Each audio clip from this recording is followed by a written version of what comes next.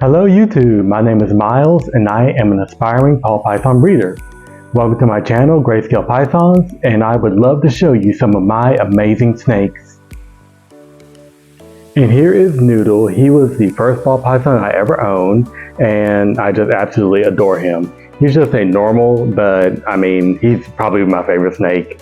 When I was a second grade teacher, I actually got to convince my principal to let me have him as a class pet, and my students absolutely adored him. They got to handle him and everything. I even got to feed him in front of them, and that was quite the experience for them. I'll even show a few pictures while I'm talking, but they just adored him, and it was like the greatest thing ever. Unfortunately, he wasn't able to stay as a classroom pet because, you know, many people are afraid of snakes, and some of my coworkers and fellow teachers were not too happy about having a snake in my room. So eventually, because of their, fear of him getting out, and, even if he did get out, he wouldn't do anything to anybody. But, because of that fear of him eventually escaping that they had, I had to take him back on home and keep him at home, and it was disappointing, but you know what? It is what it was. What it was. I just rolled with it and just kept it pushing. And eventually, after keeping Noodle for a while, he's about 4 years old now, and after a while, I'm like, I really want another snake. So I went looking on Morph Market and eventually found my next snake, which I'm going to go ahead and show you. And here is Luna. She is my butter mystic, and the second I saw her on Morph Market, I'm like, that right there is my next snake. I love this all white color she has, and it's just very captivating and appealing to me. So I live here in Tennessee, so there's plenty of local breeders around. So I contacted one, drove out there to get her, and I've had her ever since. She's about a little over a year old, so I still got about, a year or two, maybe even 2 years to get her up to size to make sure she's really ready to start breeding, and I can't wait to get started with that. Now, when it came to breeding, I had no clue what that would look like, so as I did my research and was learning more and more, I had figured out that what I thought Luna and Noodle would produce was not actually what would happen if I did decide to breed them. I thought they would make pieballs because she was an all-white snake, he was a normal snake. In my head, it makes sense that the babies will look like Noodle, and with Luna being white, I thought she would pass that on to those snakes.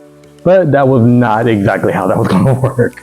And I'm so glad I did the research, because I would have been really confused and disappointed if I decided to breed them and their babies looked nothing like I thought they would.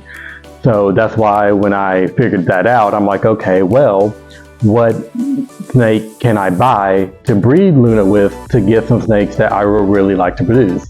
And with her being a butter mystic, I'm like, okay, well, what do those traits go into to make some really awesome snakes? What combinations can there be? And that's when I saw the Mojave gene and how it could be combined with the Mystic gene to make the Mystic potions. And I absolutely love the look of those Mystic potions, and I was like, that's what I want. So that informed my next purchase and made me go out and buy another male snake to eventually breed with Luna. And here is Grayson, my VPI Exanthic Mojave. Now, when I was looking at the Mojave gene, I'm like, okay, I want that gene, but what else can I introduce to make some really awesome reptiles? And when I saw the Exanthics, I'm like, man, I love these silvers and gray colors. It's awesome. So I'm like, let me find the Mojave and let me find the Exanthic. And I live here in Tennessee, so I found a local breeder who had this snake. I went and met him at Walmart. I actually went on my lunch break from my school, which I work at a different school now than I did when I first got Noodle. And so I just took my lunch break, went, picked him up, and brought him back to the school to, kind of chill out there until I could take him home. And he's only about maybe 2 months old at most. He was born somewhere around September, and I picked him up late October. And with him, I'm like, okay, well, I got this Exanthic gene. What else can I make with that? What's my next purchase? Because now I got a male that I'm not going to breed, and now I got this male who I am going to breed with Luna, so that gives me a male and a female.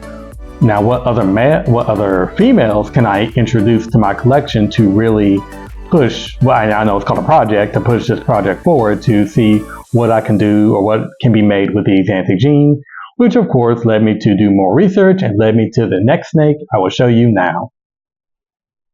Now here is Sunny, my het VPI Exanthic Firefly. And the Firefly trait is just a combination of the fire and pastel genes, and they work in the fire and pastel genes enhance the colors of a snake. They can make them a lot brighter than they normally would be. And I was getting her because when I saw the older Exanthics, I saw that their grays really darkened up to where they lost that contrast they had when they were hatchlings. And so I was like, okay, well, doing more research, I'm like, how can I try to maintain those high contrast colors into adulthood? Which led me once again to the fire and pastel genes. So I found a breeder, bought her, had her shipped in, and well, here she is. Here to further the project for me to make some brighter VPI Exanthic snakes.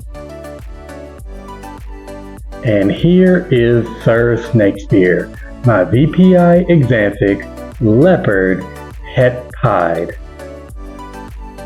And with him, I got him to serve as my backup male just in case Grayson decided not to breed.